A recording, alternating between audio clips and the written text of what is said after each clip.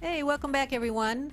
Welcome to the Ask Dr. Be Good show, where we bring positive things that are going on in public education. And some of those positive things have to do with keeping ourselves happy, safe, nutritionally sound. We've brought you podcasts about type 2 diabetes, how it can't be called adult onset anymore because our kids are getting it, and we talked about how to work to prevent that. And then last week we had to bring you about suicide ideation, which unfortunately was based on the news from the previous week on the increase on not only suicide ideation with kids but also in different age groups and genders. So today we're going to bring a bit happier information for you, and we're bringing in somebody from outside of Legacy, which we're always happy to do, and that is Miss Christine Crockett-Smith. Miss Christine Crockett-Smith, you want to talk a little bit about yourself, and then you're probably going to leave some good stuff out, so I'm going to fill in some of the gaps. Yeah, or maybe just throughout the conversation we'll fill them in. I raise consciousness. That's what I came here to do, and I do it in a lot of different ways. I have a book called 18 Master Values, Be the Parent You Wish You'd Had. And it's the book I wish I had when I was 24 years old and first got pregnant. I did not grow up with a lot of parental direction, and I knew I wanted to do better for my children. And I heard a saying that said discipline is teaching, and that really resonated with me, to understand that random punishments of taking things away or putting them in the corner or acting like my job is to control them was not the answer. That if my children were doing something that I wish they weren't doing, my job was to teach them what to do instead. So I learned a lot on my parenting journey. My kids are all grown, and this book is just kind of my gift to anybody who wants to raise their children. So did you rely on other people to help with that, or did you just learn it all on your own? How did you build that foundation? When I heard that term, discipline is teaching, one thing I always knew raising my kids, not always, but in the first 5 years of their lives, I figured it out, that I'm raising adults. I'm not raising kids. And so I thought, well, what do they need to know? If in fact discipline is teaching, and if in fact when they do something that I think they shouldn't, I'm supposed to teach them what they should do instead. What do I want my kids to know? What is important for them to know? And I just started reading and watching things. Thank goodness for Oprah. I learned so much from Oprah. And every time, someone's on Oprah, and so you go buy their book, in the back of the book, there's always 100 other things that you can resource. In fact, in the back of my book, I have a list of hundreds of books that have impacted me to help people who do want to go further and find out more. And I just wrote it down. And it became 18 Master Values. I don't claim that these 18 have to be anyone else's. I think it's a really personal journey. In fact, I add a few more in the back just kind of to make that clear. But I do think that it's extremely important that when someone becomes an adult, whatever you call that, whether it's when they leave the house, when they graduate from high school, when they graduate from college, it's different for everyone. But when you are in that position where you are caring for yourself and you feel responsible for yourself more than your parents are, you have a responsibility to take the time to think about, okay, here I am. I'm on my own. My parents said this, my teachers said this, my neighbors said this, my clergy said this. I've heard all of this stuff that people have told me was their truth, but what is my truth? And it's really important. If you do that before you start seeking a partner, you'll seek a partner with matching values, if you have that conversation with them. And then raising your children, if you know what your values are and you know what's important to you, making decisions on a day-to-day basis as things come up, because it's not predictable. And it's funny, the first line in my book is nobody should ever write a parenting book, because it is kind of silly for any of us to think that we know how it should work for anyone else. But that doesn't mean that you can't get little tidbits and little pieces that can help you on that really challenging journey. So we had talked about you sharing with us about the importance of rediscovering your inner compass. Yes. Talk about that a little bit. I have 2 workshops or coaching programs, depending on if it's one-on-one or with a group. The first one is called Rediscovering Your Inner Compass, and I'll get back to that in just a second, because the second one is called Nurturing Your Child's Inner Compass. And you can't take the second one without having taken the first. And I believe that we come here perfect. We're born perfect. I believe we're born perfect. And I believe that when you look at a baby, any baby ever born, and I mean even those that someone might claim are not perfect, are just on a different path. I believe that we are all born lovable. I believe we're all born worthy. And I believe that we are all born enough. And I believe that a huge amount of our mental health issues, our drug and alcohol addiction issues, and our suicide ideation issues come from people who have lost sight of that for some reason. And it's really fascinating how parents will layer upon their children that they're not lovable, not worthy, and not enough without meaning to. Of course, you take society with all of the commercials saying if you don't have this, then you're not good enough. But even with, I mean, you've been in education, so you've seen it from that perspective. Just like with, but when a parent looks at a child with disappointment because they got a B, they're telling their child they're not good enough. I could go on and on. Parents do that all day long without meaning to. And most adults have stuff in there. As a visual, I like to think of it that I always like right at your solar plexus is where your inner core is. And I believe that we are all born with this intuition of understanding what we need in the world and how to live a good life and how to be a good person. And that gets distracting. Gavin de Becker wrote a book called The Gift of Fear. And his main premise is that we are all born with that intuition that guides us, and we train it out of our kids. And an example that I always use is when Uncle Tom comes up and wants to give your child a hug and a kiss, and the kid recoils. And we say, oh, come on, give Uncle Tom a kiss. That child recoiled for a reason. I'm not saying Uncle Tom is evil. I'm not saying he's bad. Somehow there's a disconnect, and the child sensed it. And when we say, go ahead and hug Uncle Tom, we're telling them that not to trust their intuition. And we do that all day long. No, go ahead, honey. Go ahead, honey. Go ahead, honey. And people start questioning that inner compass. And I if you can visualize it, like I see it as like this pearl, like this beautiful, round, perfect, luminescent pearl that we're all born with. That is our guidance system, that is here to help us on our journey and help us on our path towards our dharma, which is a word I use that just means your purpose. Why are you here? And as soon as we're born, we start slapping mud on it. Your siblings. Good analogy. Your parents, your teachers, your neighbors, television.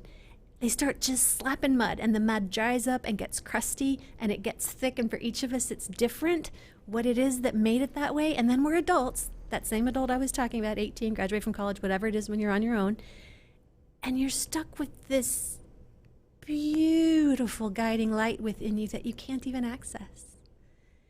And if you don't take the time to chip away at it and to get back in touch with it and to do the work to figure out how to listen to it and be guided by it again, then it's just going to stay there, and that's going to be your guide. That's going to be your guide in your relationships. It's going to be your guide in the way you work. It's going to be your guide in the way that you parent your children.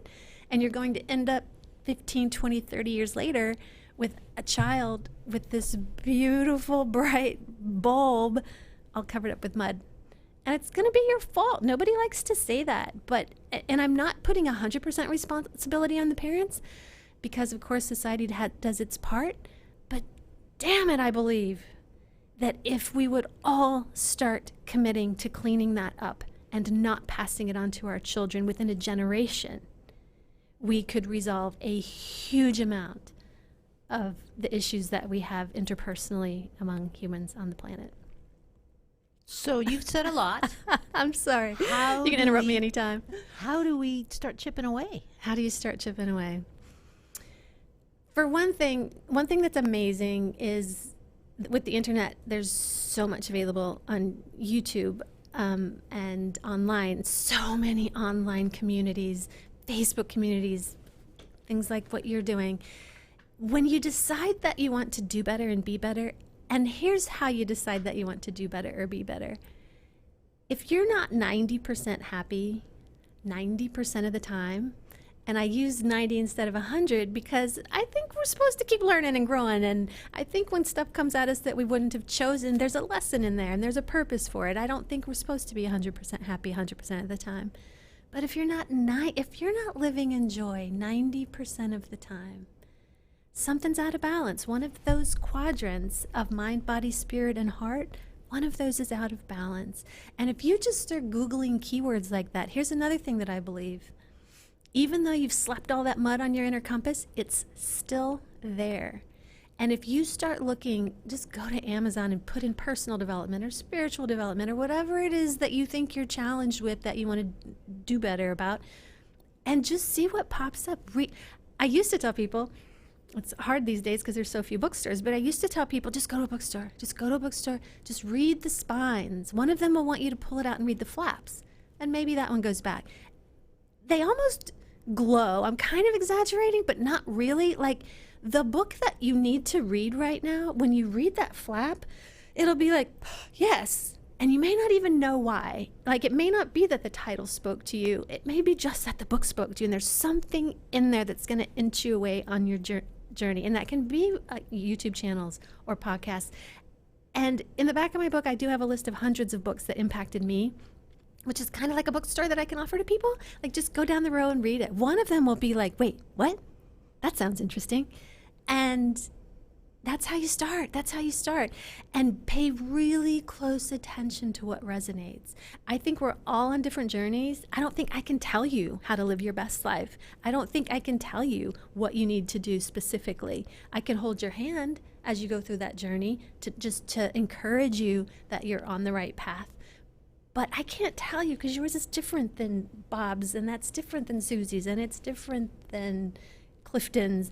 And I think that as you're on your journey, I always tell people, one thing that a lot of people are challenged with is when their religion of origin no longer fits. They were taught X, whatever X is, something about it didn't feel right. They become an adult, they dismiss it, but they don't replace it with any other kind of a moral compass. I tell people, listen to everything anybody says, everything you read, any YouTube thing you watch, and when it resonates, it's so damn obvious. You're like, oh, yes, more of that. And when it's dissonant, it bounces. You feel it. And give yourself permission to let that go. And go, you know what? That's not my path. Even if your best friend said, oh my gosh, you have to read this book. Your best friend, who you trust so much. And you open it up and it's just not your book. It doesn't mean it's a bad book. It's just not the one you need right now. So yeah, that's how you get started. Just take a baby step and see where it goes. So as you were talking, I was thinking about the fact that we all need to, whether the phrase is give ourselves permission or allow ourselves or admit that we all need to work on something about ourselves. All of us. All of us. Birth to death. If we all have that understanding, if we all accepted that, and then we could begin the work. It's just I see so many people who show signs of distress, but who really don't want to admit to it, because then they have to work on it, and they don't want to work on it. That's where I hope that we can get more people getting okay with getting okay. 100%. And that's why I give that really simple tool. Are you 90% happy 90% of the time? Because if you're not, there's a challenge. And it's always, nobody likes to hear this either, it's always your challenge. It is not your mother, and it's not your sister, and it's not your child, and it's not your partner, and it's not your coworkers. They can't fix any of it. That's giving up your power. You have got to go inside and get yourself centered. And it's amazing. It's amazing. I can shift somebody in 30 days. In fact, Rediscovering Your Inner Compass, it's a 4-time program. This isn't a lifetime. This isn't a year. It's 4 interactions. I can teach you things in 4 interactions that will shift the course of your life. Yeah. Yes, I've seen couples, especially young married couples, who oftentimes one of the spouses will have the thought that you need to help make me happy. Oh. And then I know they're doomed. Or they have an awful lot of work ahead of them. And that is a lesson that isn't really discussed in families. It's why it's passed on and on and on, and we have these generational angst things happening because people don't have the hard conversations in families. 100% you can't look for somebody else to make you happy. Such a key. Yeah, taking your power back and knowing you're the only one. And when you do, the things that start coming at you, and it's like a drug. It's like a drug when you start living right and working on yourself and seeing how your life shifts. You just want to do more and more and more of it. You had talked about some of the forces that can erode that feeling that we have of okayness. Mm-hmm. What are some of the other ways that we can chip away at some of the mud that we, I hate to say allowed to be flung to us, but again, if we accept the fact that we allowed it, then now we're going to unallow it. So important. So important. And that is really the first step. As you, whatever that adult stage is, to say, okay, here I am. From now on, it's on me. And sometimes what happened to you that might be keeping you from being 90% is really obvious. Okay. Obvious to others, maybe. Yeah. Well, and sometimes obvious to you, too, if it was a really traumatic incident. I work with people in recovery a lot, and it's fascinating watching these people who are sometimes at their most broken place, but in a really brave place. They've stepped in to admit that perhaps they want to do better. And 2 things can shift everything, in my opinion. And 30 days of it consistently can shift everything. One is mindfulness. If you ask 100 people, you get 100 different definitions, but I'll tell you mine. It's realizing that your power is in this moment, and then this one, and then this one. That's it. That's all you've got. Allowing thoughts from the past, they're just thoughts. Your thoughts create your words, create your actions, create your character, create your destiny, which means your thoughts create your destiny. And if you believe that, then you realize that getting control of your thoughts, your negative thoughts, your unworthy, unlovable, not enough thoughts is a key first step.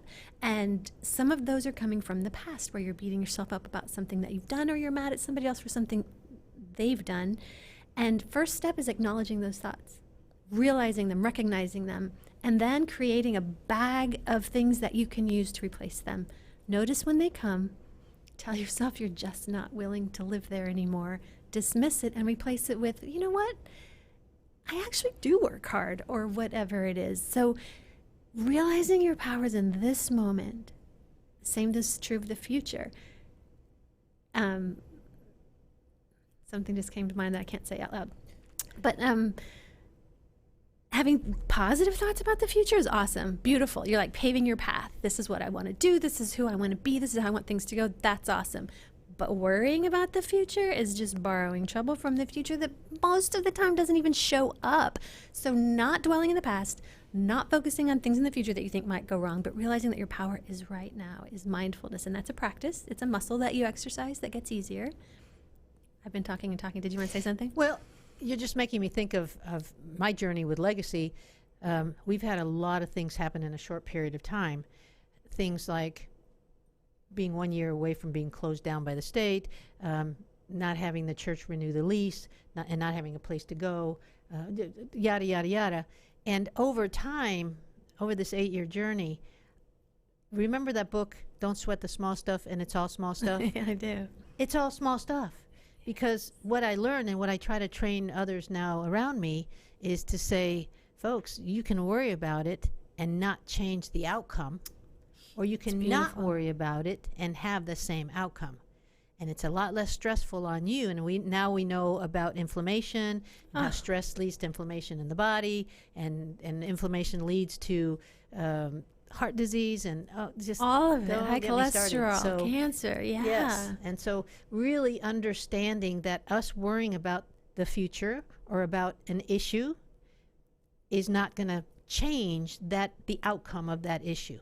It is not. And that's a really hard concept for people to embrace, especially when they were raised with worrying people. And to think about that is not something you want to pass on to your children. It's really important to get control of that, so that you don't pass it on to your children. Well, that sort of falls into that fail forward, and trying to help people understand what that failing philosophy really means. Because there was a lot of press for hundreds of years about failure is bad, right? And now suddenly in the last, 5 to 8 years, all you see out there is that failure is good, but out of context, it doesn't make sense. And so making sure that we have parents who help their kids fail forward, where the parents actually understand what that means, is part of our work, right? So important. I take it a step further. I don't even believe in failure. I say failure is feedback. I say that if you've attempted something and it didn't go your way, then there's a lesson there.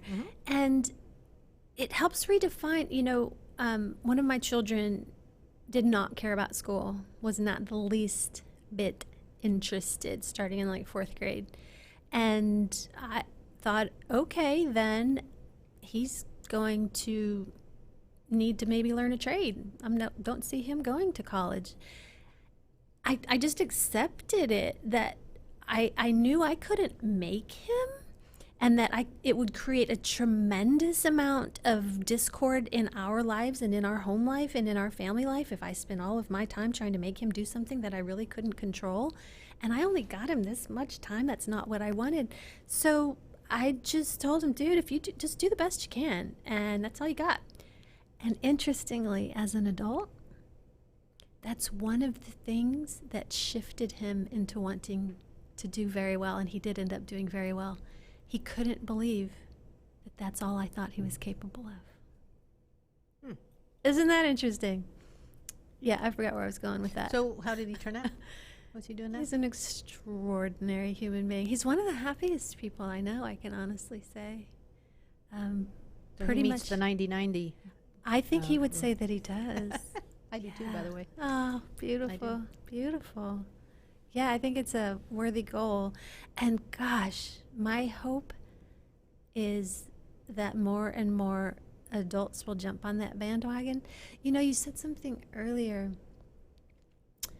If we could all realize that each of us has something to work on. A lot of people say everybody's broken. I don't really like that, because I don't think any of us are really broken. I think more like you said, we all have things that we could be working on. And when you realize that simple little truth, it allows you to have compassion for every other human in your life.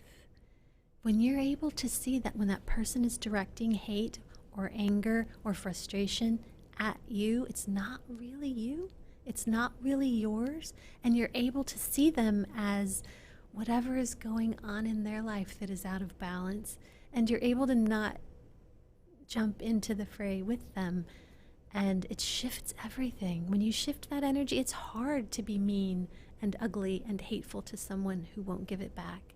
And it does shift the energy. People, I think we do a lot more effective teaching by modeling. So we're close to the end. Would you sort of share some next steps? If, let's say, we have some listeners who are very interested and ready to take a risk with themselves and admit that maybe they have one or two things to work on, what do they do next?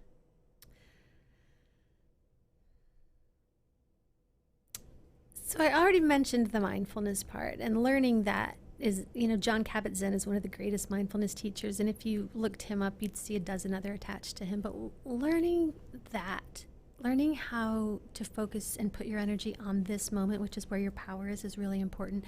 The second thing to me, and you asked me, so I'm going to give you my answer, but everyone wouldn't agree with it, is meditation. First thing in the morning. A lot of people would tell you any time is fine and any time is better than no time. But when we wake up, it's a fresh start. It's a new day.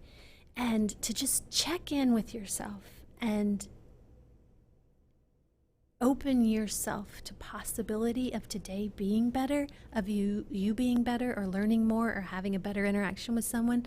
Just checking in and asking for that every day for 30 days would be life-changing. I know that I've read research that says that staying positive can literally extend your life.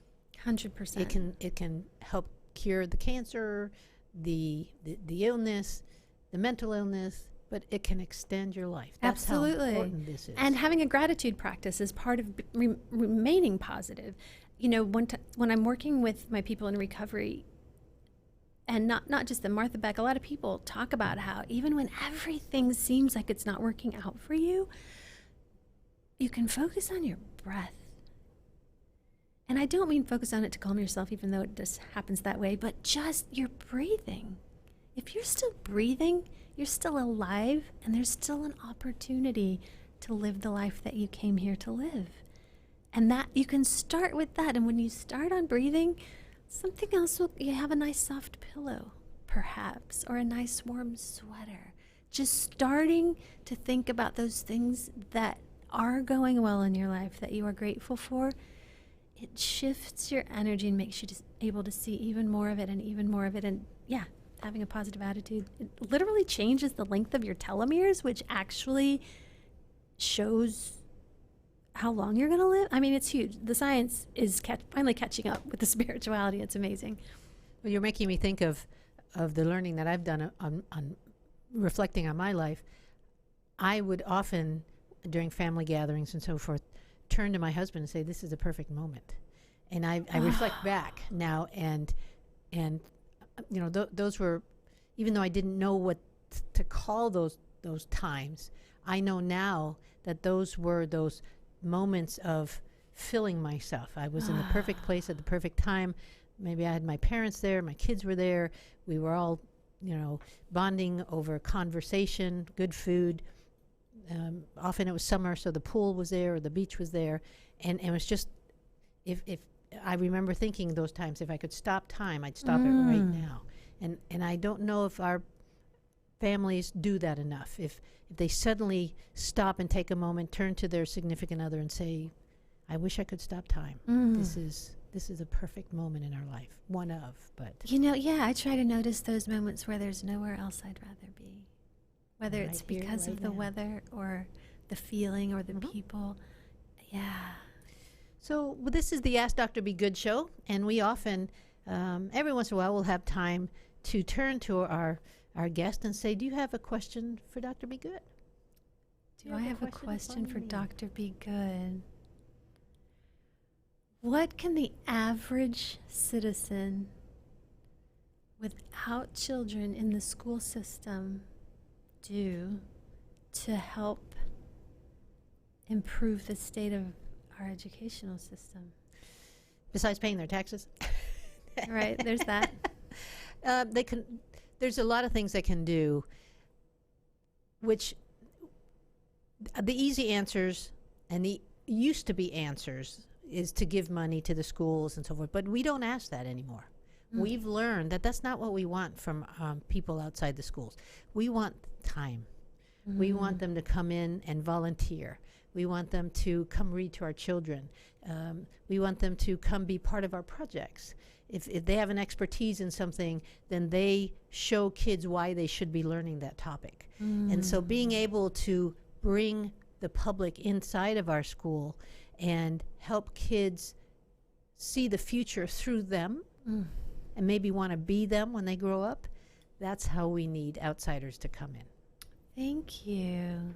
That's so important. You're welcome to come anytime. Oh, careful what you wish for. Well, we have 2 schools, so all right. Well, this is the end of our time together, but I hope that you'll come on again. You have several things that you can talk about, because we didn't get to all that you do. No, that's okay. You are, let's see, the Power of One interviews. You do that celebrating conscious living. Creator of workshop. It's called the Rediscovering of the Inner Compass and Nurturing Your Child's Inner Compass. Founder of the ConsciousDallas.com, an online conscious community, and founder of the Kekuatan Satu Ranch. Come to learn to grow to thrive. So there's lots that you're doing. That is the best pronunciation of that ranch than I have ever heard. Eso es porque hablo español. Eso ayuda mucho. That helps a lot. So we've got links on here for our parents to visit your sites. And if they're interested in your book, it's right there. And we thank you very much for being with us today. Thank you so much for having me. Such a pleasure. Thank you. Thank you for tuning in to the Ask Dr. Be Good show. For more information on Legacy Preparatory Charter Schools, visit our website, legacypca.com, or call 469-249-1099. And remember to like us on Facebook, where we stream live weekly Tuesdays at 3 p.m.